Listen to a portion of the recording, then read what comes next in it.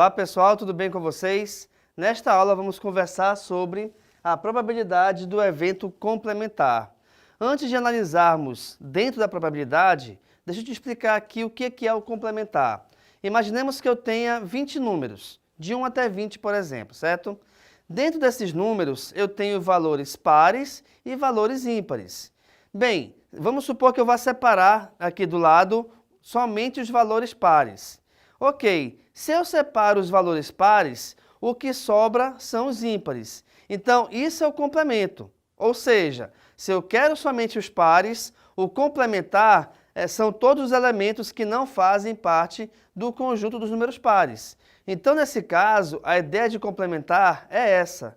É você pegar uma certa quantidade dentro de um conjunto total e você verificar o que falta dessa quantidade ou o que não faz parte dela, de modo que, quando eu juntar os dois conjuntos, eu vá ter o espaço amostral por completo, ou o conjunto por completo. Quando a gente pensa, de repente, em porcentagem, que é uma das maneiras de se escrever a probabilidade, acontece o seguinte: a probabilidade de ocorrer um evento com toda certeza é sempre de 100%. E se de repente eu tiver a ocorrência de um evento qualquer e a probabilidade dela ocorrer ser de 35%, o complementar é 100% menos 35%, que vai dar 65%. Por que isso? Porque o complementar é o que vai faltar, ou o valor que falta, em relação aos 35%, para dar justamente o total de 100%.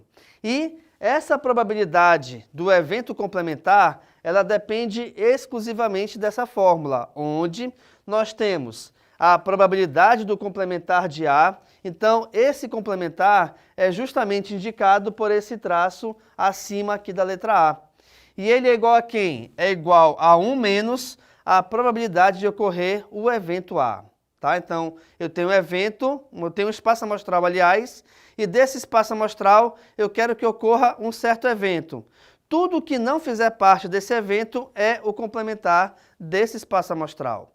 Vamos verificar como é que funciona isso, então, na resolução de um exercício. Eu tenho a seguinte questão. Em uma sala de aula estão 7 meninas e 3 meninos. 3 das crianças são sorteadas para constituírem um grupo de dança. Qual é a probabilidade de as 3 crianças escolhidas não serem do mesmo sexo? Bem, vamos verificar então aqui, fica muito mais fácil nós trabalharmos com o complementar. Se eu quero que as crianças escolhidas não sejam do mesmo sexo, logicamente as 3, até porque, como só temos meninas e meninos, e eu estou pegando 3 crianças, 2 serão do mesmo sexo com toda certeza, tá? Então, eu vou considerar as 3. O que eu vou fazer? Eu vou trabalhar a probabilidade inicialmente, de modo que eu ache essa probabilidade de acontecer de elas serem todas do mesmo sexo. Vamos supor, então, que eu vá sortear as 3 crianças e todas elas serão meninas. Então, nós temos, dentro do conjunto das 10 crianças, 7 meninas. Então, para sortear a primeira criança, eu tenho a chance, ou a probabilidade, de 7 para 10.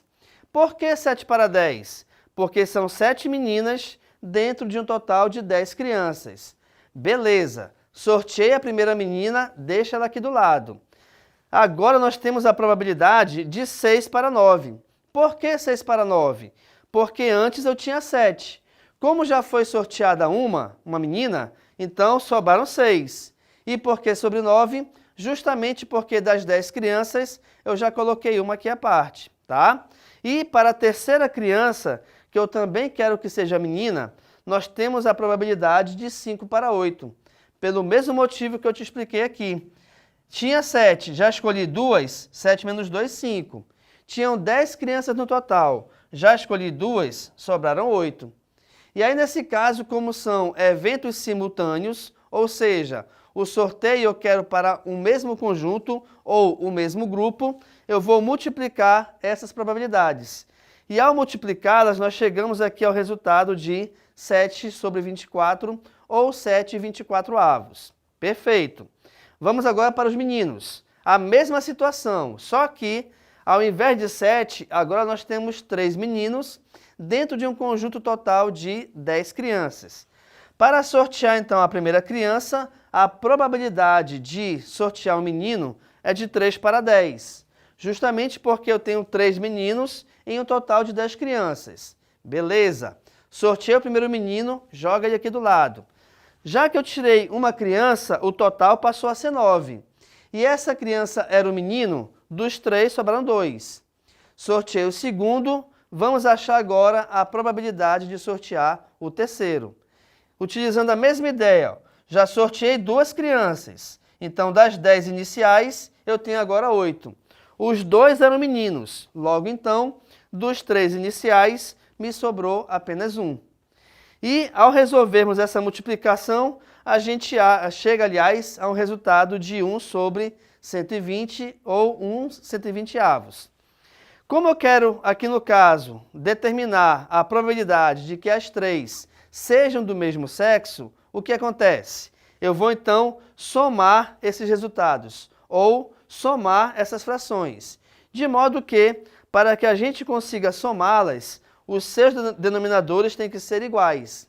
Transformando, então, para denominadores iguais e aí, em seguida, resolvendo a adição entre as frações, a gente chega ao resultado de 36 sobre 120, o qual vai dar 3 sobre 10, que equivale a 30%. Mas atenção, isso tudo que eu fiz é em relação às crianças serem do mesmo sexo, mas, de acordo com a questão, ela não quer que seja do mesmo sexo.